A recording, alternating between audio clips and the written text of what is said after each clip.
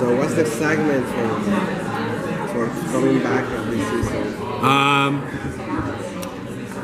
Coming back on Freeform on April the 4th, a special 2-hour premiere. It's really the first 2 episodes, so people don't start thinking the show's now 2 hours long. But if you like season 1, then season 2 you're absolutely going to love, because a lot of what season 1 did was set up who these people are, how they got their abilities, and it sort of ended with them deciding, can we do this? Can we now go out and be heroes? Can we leave the lives of, basically a street thief and a student at school, and go out and try to save the world, or the city, or the block, or each other. And as we open season 2, they've made that decision. They are committed to doing this thing. And in a time when I think all of us are sort of feeling a certain kind of uneasiness about the world, and about our lives, and about what it is to sort of figure out how you get through your day, and that we're constantly being assaulted by this piece of news or that piece of news, or that when you have 2 young people who are working together and making it work, not easily, but at least making it happen, hopefully what the show leaves you with is sort of a sense of hope. And that's really important for us right now, is to sort of have you watch all of 10 episodes and at the end of it go, that was great. And sort of hopefully in a certain way, if they can do it, I can do my math, or whatever it is that's banging up your life.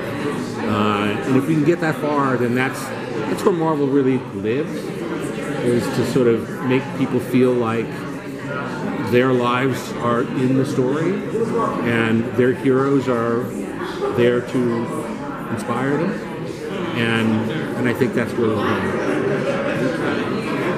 To piggyback off of that question, it seems like season 2 is going to be tackling a lot of issues, such as human trafficking, domestic violence, a flawed justice system. Can you tell us a little bit more about the thought process behind choosing those issues and putting them all together? Well, I certainly don't want to make it feel like it's a crisis sandwich, but if you think about all of those things, they're very tied together. They're not sort of disparate objects. If you're going to start to talk about human trafficking, there's going to be some domestic abuse that's involved in it, and how it's being dealt with is going to touch on the corners of police corruption and why the system isn't working. So I think the short answer to all of that is, I just fell over on back. I did that really well, didn't I? So the short answer is that it's never been a show that has shied away from social injustice, from a real honest look at racial equality and inequality. It's where the show lives. It's where those characters always live. The comics always felt like that. They weren't stories of 2 heroes that went out and stopped bank robbers, or fought the villain of the month, as good as that villain might be. They were really characters that lived in the street and were there to protect the people that couldn't protect themselves. And that's where the show lives, and lives really well.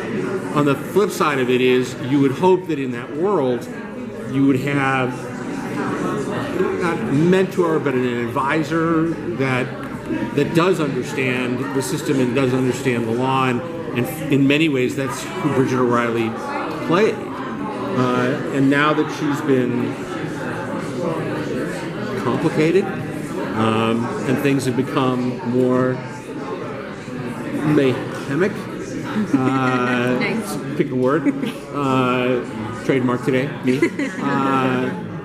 I think what you'll find is that there's this sort of wild card in the story. So our heroes are off going this way, making sure it's all going really well, and then suddenly they'll just get broadsided by someone who they think is a friend and who at times is and sometimes might not be, and that's a complication that make it both fun and exciting. Your ADN or DNA is comics. You live for this. And this is maybe the biggest year for Marvel in the way that it won the Oscar just for Spider-Man. It's going to end this new era in the Marvel universe and the movies, these TV shows.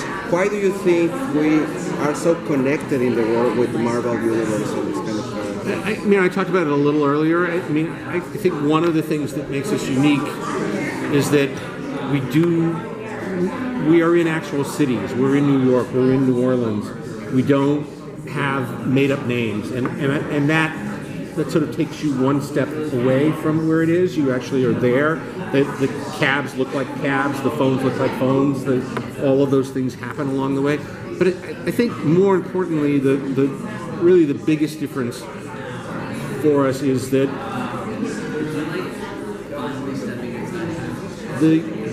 Marvel believes that there is a hero inside of all of us, and that a hero is defined by the person who stands up when everybody else is told to sit down. And so that means that any one of us at this table can be a hero. We don't have to come from another planet. We don't have to come from a mysterious island. We don't have to come from beneath the sea. We can actually be someone that's answering questions at a comic book convention. And when that happens, it means that we all get to play. And that we all have that opportunity. And then all you have to do is sort of then broaden it out. And you see that around us, whether it's nurses or doctors or fire people or first responders or teachers or your parents or yourself, there are heroes out there that are working. And so the fact that we then get to take that and turn them into a teleporting young man who has some closeness with darkness, and a young woman who has the ability to take light and create daggers and other new things to come. Not so hard for us to be able to be that person. And not so hard to make that costume. So go enjoy it. Thanks, everyone. Wonderful. Thank you. All the best.